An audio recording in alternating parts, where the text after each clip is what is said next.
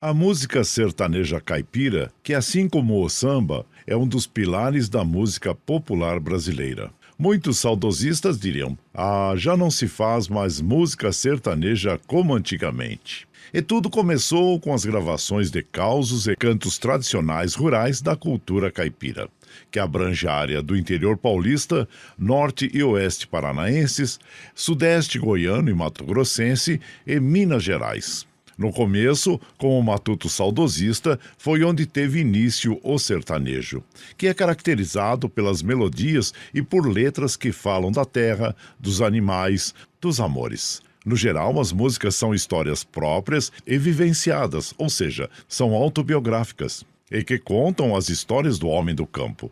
O instrumento usado para acompanhar é a viola caipira, e a música caracterizada por introduções emblemáticas e solos virtuosos no instrumento de 10 cordas, que é um dos maiores símbolos da música sertaneja. A temática, no entanto, continua sendo a vida e os costumes do matuto.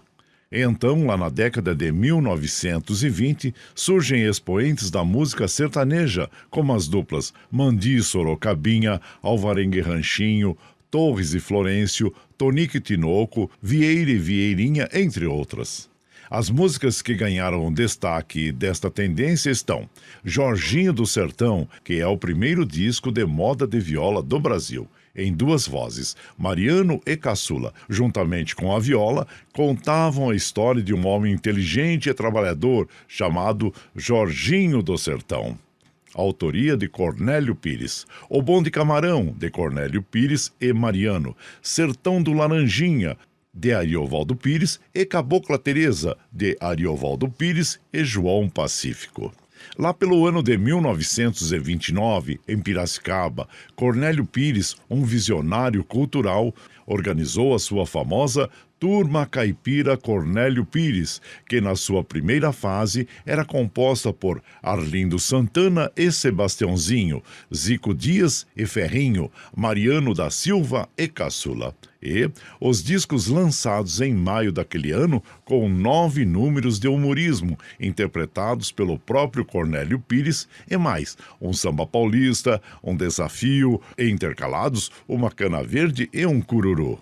A segunda música gravada foi A Moda do Peão, ou Vida Minha, e a terceira foi Bigode Raspado, todas por Mariano e Caçula. Cornélio e sua turma caipira viajaram por vários municípios do interior de São Paulo, e daí muita coisa mudou na música sertaneja caipira, que pode ser dividida em 3 fases, de 1929 até 1944, como música caipira ou música sertaneja raiz. Do pós-guerra, em 1945, até os anos 60, numa fase de transição, e do final dos anos 60 até a atualidade, como música sertaneja romântica. Após a Segunda Guerra Mundial, a música sertaneja experimentou sua primeira mudança no final dos anos 40 e começo dos anos 50. Músicas que retratavam a guerra e seus personagens. O sertanejo incorporou novos estilos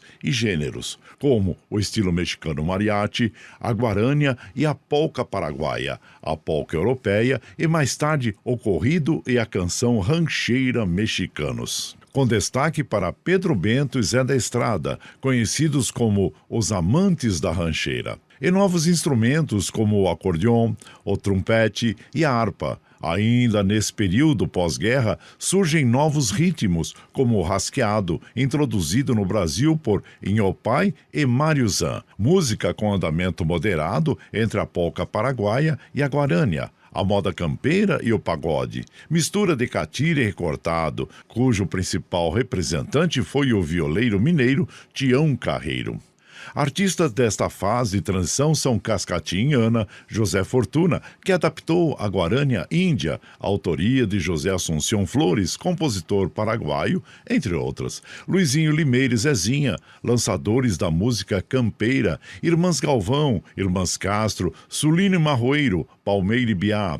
A fase moderna da música sertaneja inicia-se no final dos anos 60, com a introdução da guitarra elétrica e o chamado ritmo jovem, por Léo Canhoto e Robertinho. As temáticas das letras assumiram um caráter mais amoroso, mas sem perder a veia autobiográfica. Alguns anos depois, Milionário José Rico, Os Gargantas de Ouro, na década de 1970, sistematizaram o uso de elementos da tradição mexicana mariachi, com os floreios de violino e trompete, para preencher espaços entre fases e golpes de glote, que produzem uma qualidade soluçante na voz. Quem também soube usar os sons mexicanos foi o Trio Parada Dura.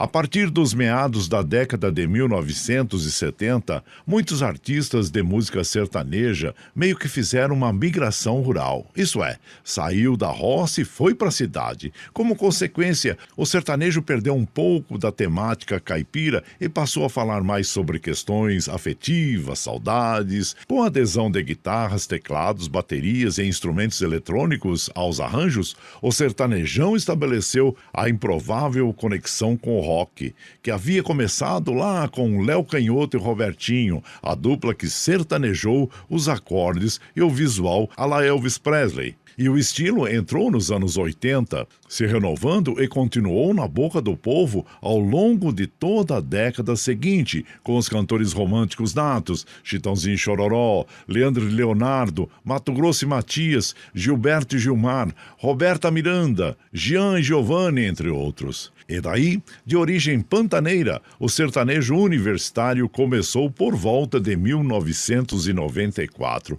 quando a dupla João Bosco e Vinícius começou a se apresentar nos bares de Campo Grande, capital do Mato Grosso do Sul. Como eram universitários, os cantores não encontraram muita dificuldade em ter aceitação por parte dos demais estudantes que precisavam matar o tédio e as saudades de casa. O estilo é caracterizado por mesclar o sertanejo brega romântico com uma batida mais dançante e eletrônica. As temáticas das letras são focadas em festas e pegação. Apesar de existir há mais de 20 anos, o sertanejo universitário só estourou nos anos 2000, quando várias duplas e cantores apareceram fazendo sucessos e captando a mente e o coração dos universitários pelo Brasil afora. Como consequência, ganhou as baladas e o público jovem, o que abriu as portas para que se tornasse o ritmo mais ouvido do país, com destaque para Fernando e Sorocaba, Jorge Mateus, César Menotti e Fabiano, Michel Teló, Gustavo Lima, entre outros.